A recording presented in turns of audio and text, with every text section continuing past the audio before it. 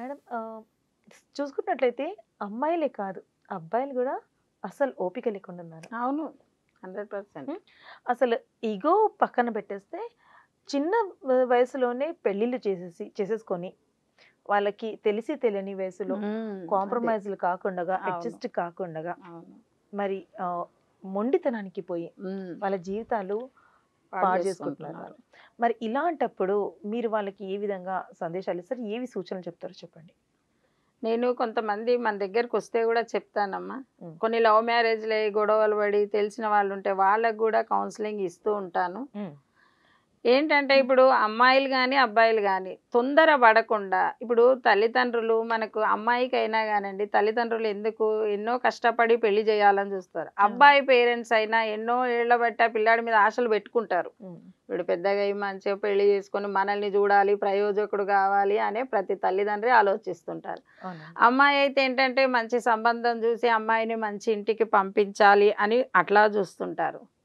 అలాంటప్పుడు మరి పిల్లలు గూడా తల్లిదండ్రులను దృష్టిలో ఉంచుకొని ఇప్పుడు కన్న తండ్రి అమ్మాయికి గాని సంబంధం చూసాడంటే ఊరికే చూడడు గదా! ఇన్నేళ్ళు 20 ఏళ్ళు పెట్టి చదివించి ఇంత పెద్ద ప్రయోజకురాలిని చేశాడంటే ఏదో అలాటప్ప సంబంధం చేయడుగా. ఆ బరువు బాధ్యత ఇన్నేళ్ళు పెంచిన దానికంటే ఆ బాధ్యత ఎక్కువ గదా తల్లిదండ్రులకి. అవును. అది ఆడపిల్లలు గూడా దృష్టిలో పెట్టుకోవాలి.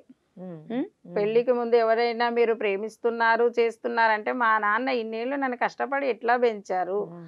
మరి ఇంతకు రెట్టింపుగా పెళ్లి చేయాలన్న ఆలోచన వాళ్ళకి ఎలా ఉంటుంది. కాబట్టి మీరు ఎవరినైనా అలాంటి ప్రేమించి ముందు ఫస్ట్ మీరు ఆలోచించుకోవాలి. మా నాన్న ఏంటి? ఎంత బాధపడతారు? నా ఫ్యామిలీ ఎట్లా డిస్టర్బ్ అవుతుంది. హ్మ్. అబ్బాయిలు గూడా అంతే. ఇప్పుడు తల్లిదండ్రులు మిమ్మల్ని ఎంతో ఆశతో పెంచుకుంటారు. పిల్లాడు ప్రయోజకుడు గావాలి, మంచి కోడలు ఇంటికి రావాలి. ఇప్పుడు ఆ అమ్మాయితోనే గదా మీ ఫ్యామిలీ ఇదయ్యేది. అవును. ఆ అమ్మాయి వచ్చిన దాన్ని ఆళ్ళ బట్టే ఉంటుందక్కడ. అవును.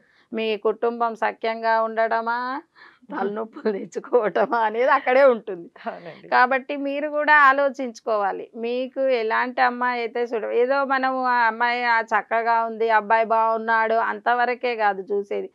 ఇంకోటి అబ్బాయి కరెక్ట్‌గా ఇప్పుడు ఇంకోటేంటంటమ్మా జాబ్, బిజినెస్, ఇల్లు లేదని అబ్బాయిలు వాళ్ళు గూడా బాగా డిసప్పాయింట్ అవుతున్నారు. హ్మ్. కొంతమందయితే నా దగ్గరకొస్తున్నారు విరక్తిగా "అయ్య! వద్దులే అమ్మా ఇంకేం పెళ్లి చేసుకుంటానులే ఇంక అవి ఆశలు వదులుకుందాము" అని. అయ్యయ్యో! నాకు ఇల్లు లేదని హ్మ్. వద్దంటున్నారు. హ్మ్. నేను సాఫ్ట్‌వేర్ కాదని వద్దంటున్నారు. పోన్లే ఇంక వదిలేద్దాం అనుకుంటున్నా అనేవాళ్ళు గూడా ఉన్నారు. హ్మ్.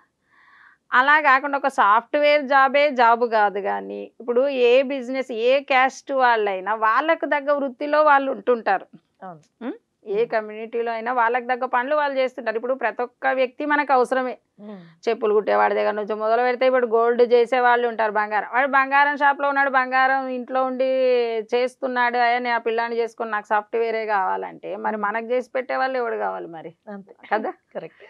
ప్రతి విషయంలో ఏదైనా చెప్పులు కుట్టేవాడు. చెప్పులు కుడుతున్నాడంటే మరి మనం అవన్నీ ధరిస్తున్నామా లేదా? ప్రతి అవును. ఒక్కరూ ఒక వృత్తి పనిలో ఎందుకు పెట్టారండి? వృత్తిని బట్టి కులాలు పెట్టారు. మనుషులంతా ఒక్కటే. బ్రాహ్మడు అందరూ ఒక్కటే హ్మ్. మనుషులమంతా.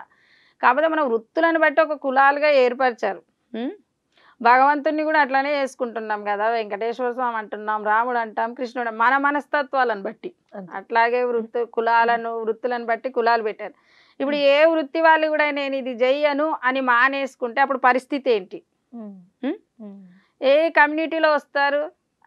వాళ్ళొద్దంటారు. హ్మ్. ఇంకా మా వాళ్ళలో అయితే ఇంకా ఎక్కువైపోయిందండి. పూజారి అంటే వద్దంటారు తెలుసా? హుహు. ఆ! హ్మ్. పూజారి అంటే వద్దు. హ్మ్. మరి పూజారి లేకపోతే మీరేం జేస్తారు? ఏదైనా జెప్తున్నాను. ఏ కమ్యూనిటీలో అయినా అంటున్నాను గదా! ఏ అవును. కమ్యూనిటీలో అయినా వాళ్ళ పనులు వాళ్ళు వదిలేసి అసలే చెయ్యలేదనుకో అప్పుడు పరిస్థితి ఏంటి? అవును.